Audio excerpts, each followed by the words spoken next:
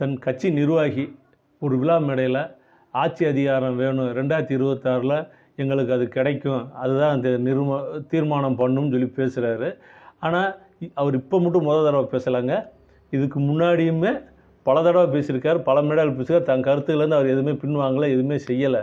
ஆனால் அது சம்மந்தப்பட்ட தலைவர், கட்சியின் தலைவர்கிட்ட கேட்குறாங்க, என்ன அவங்க நிர்வாகி பேசியிருக்காங்களே என்னங்கன்னு கேட்டால் அவர் என்ன சொல்கிறாரு, அது அவரோட விருப்பத்தை சொல்கிறாரு அப்படின்னு சொல்கிறாரு.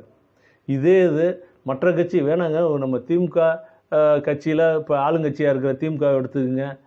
அப்படிங்கும்போது அதில் ஒரு நிர்வாகி மற்றவங்களும் கூட்டணியை பற்றி யாரும் பேசினா என்ன சொல்லுவாங்க, வார்த்தைகளை விடக்கூடாதுன்னு அவங்கள கண்டிப்பாங்க, கண்டனம் தெரிவிப்பாங்க, அவங்கள கூட சத்தம் போடுவாங்க. இதே மற்ற கட்சியில் ஏடிஎம்கே இருந்தாலும் இப்போ ஒரு எடப்பாடியாக இருந்தாலுமே அந்த ஒருத்தங்க கூட அந்த ஒரு கொடியை சேர்த்து துவைக்க வச்சாருங்கிறது உடனே நீக்கம் பண்ணாங்க. இது எல்லா இதுலையுமே நடக்கிறதா.